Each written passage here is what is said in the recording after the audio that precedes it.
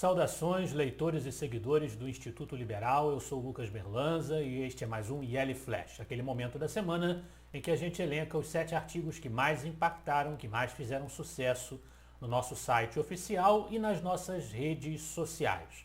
E o nosso IL Flash de hoje começa com um artigo do Marcelo Benevides, da nossa parceira, instituição parceira, o Instituto Líderes do Amanhã, com o seu artigo Não Somos Iguais, Ainda Bem. O texto do Marcelo Benevides parte do sucesso do tenista Novak Djokovic, que vem conquistando excelentes resultados, excelentes posições, excelentes performances no esporte em que ele disputa. A partir do exemplo do Djokovic, ele vem enaltecer a existência das diferenças e o valor da individualidade para promover a prosperidade e os avanços sociais, o que é um dos princípios essenciais defendidos pelo liberalismo, pelo pensamento liberal. Individualistas que defendem a importância do indivíduo e, portanto, estão na matriz do pensamento ocidental que vai desaguar nessa tradição da modernidade que é o liberalismo, devem defender privatizações.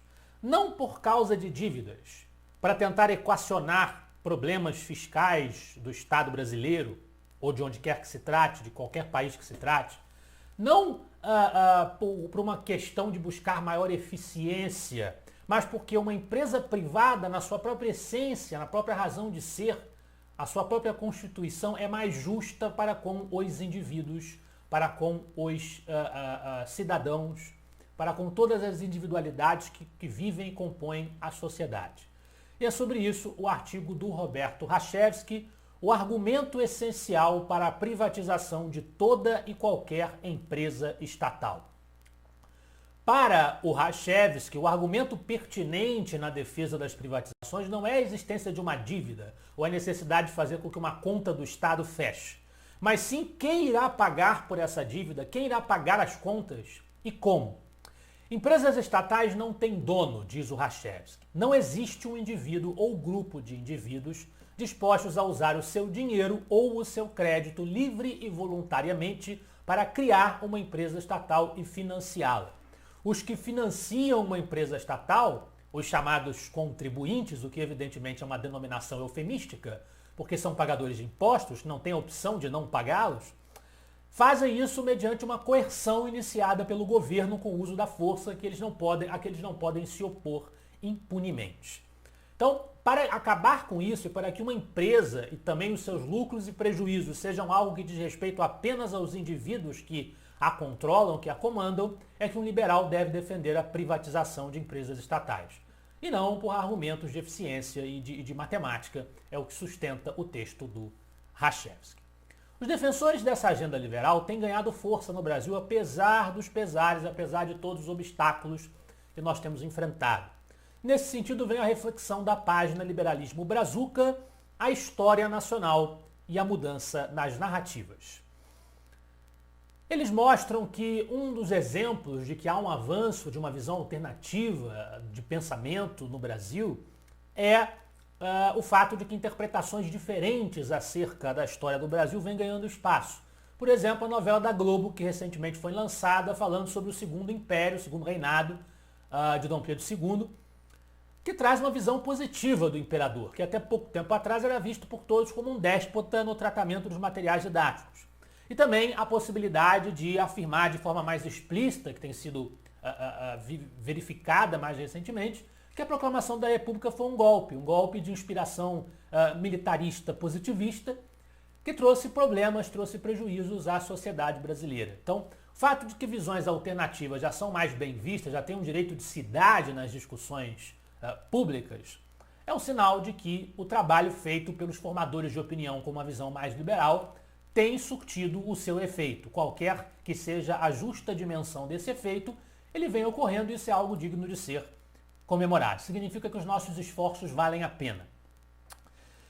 Partindo agora para uma análise do fato internacional lamentado por todos nos últimos dias, que foi a retomada do poder pelos extremistas islâmicos do Talibã no Afeganistão com a saída das tropas americanas. Sobre isso, um artigo também da página Liberalismo Brazuca, o fim do sonho americano no Oriente Médio e a volta do Talibã. Na análise do artigo, o grande derrotado nesse processo todo não foram os Estados Unidos, mas o próprio Afeganistão, evidentemente. Em 2019, o Washington Post lançou uma reportagem que ficou conhecida como Afghanistan Papers, que era uma série de documentos vazados da inteligência americana, reporta o artigo. Esses documentos mostravam que os americanos não estavam conseguindo fazer progressos no Afeganistão devido à incompetência e corrupção das autoridades afegãs, ou seja, a própria sociedade afegã não se organizou a contento para recepcionar os contributos que a intervenção americana poderia proporcionar. Um oficial da Marinha Americana chegou a descrever a polícia afegã como a instituição mais odiada do país. Vale a pena, pergunta o artigo, ficar investindo tempo e dinheiro em gente corrupta e incompetente? Então os Estados Unidos são os vilões ou o próprio Afeganistão é que deve ser apontado como responsável, como protagonista na responsabilidade? Como as estatais brasileiras bem provam, conclui o autor do artigo, a resposta é obviamente não. Então esse texto ele se porta essencialmente como uma defesa da ideia americana de que eles não têm mais o que fazer no Afeganistão. É uma posição que o texto adota. De volta ao Brasil, mais uma crítica, e isso está gerando bastante dor de cabeça no movimento liberal brasileiro, a proposta de reforma de Paulo Guedes com tributação de dividendos. É o artigo do Marcelo Benevides, a desreforma tributária. A desreforma tributária.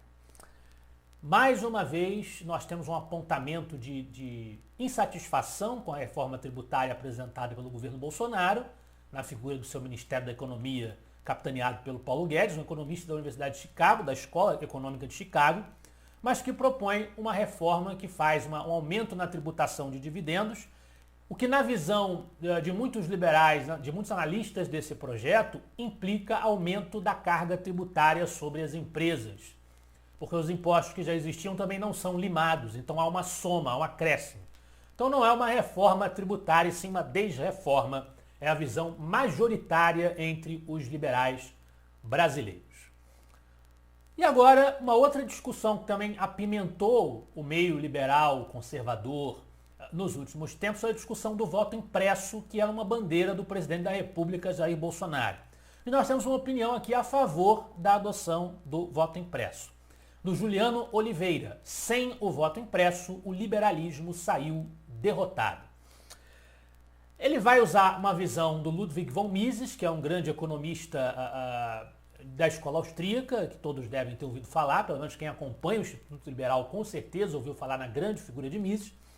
A visão dele sobre a democracia, Mises era favorável à existência da democracia e defendia que ela deveria ser o mais transparente possível e portanto, as suas instituições e o seu próprio processo de constituição deve mostrar o máximo de transparência, o máximo de confiança para a sociedade em geral, e ele usa esse argumento e essa defesa do Mises, a democracia, a lisura do processo democrático para sustentar a impressão do voto, que é adotada em diversos países do mundo, como um mecanismo que permite aumentar essa lisura, essa transparência aos olhos do grosso da sociedade. Por fim, nós temos um artigo do Dr. Rainer Zitelmann. Capitalismo é a solução, não o problema, quando avaliamos as mudanças climáticas. O artigo é uma demonstração de que os países com mais liberdade econômica mostram melhores índices de proteção ambiental, ao contrário do que as esquerdas e os ambientalistas histéricos costumam dizer. Nós encerramos o nosso IL Flash de hoje ressaltando a nossa homenagem a um antigo colunista do Instituto Liberal, amigo de lideranças que participaram do processo histórico do IL nos anos 80, 90, que é o José Nivaldo Gomes Cordeiro. Nivaldo Gomes Cordeiro era empresário, formado em administração e economia. Ele que tinha uma posição conservadora em matéria de política, mas defensora da economia de mercado. Era um grande admirador do nosso diretor acadêmico histórico, Og Leme. Conhecia seu filho, Paulo Leme, e é uma figura que escreveu por muitos anos para o Instituto Liberal. Nós temos contribuições do Nivaldo, pelo menos entre 2005 e 2015, mas o último artigo que o Instituto Liberal publicou de autoria do Nivaldo foi no ano de 2018. Então fica aqui a homenagem, o agradecimento do Instituto Liberal às contribuições prestadas ao longo da sua história pelo Nivaldo Gomes Cordeiro, que nos deixou nesta semana e partiu nesta semana. Esse foi o nosso IL Flash de hoje. Eu espero que vocês gostem dos artigos e dos debates proporcionados pelo Instituto Liberal. Semana que vem estaremos de volta, afinal de contas, para nós, você é a parte mais importante da sociedade. Até a próxima.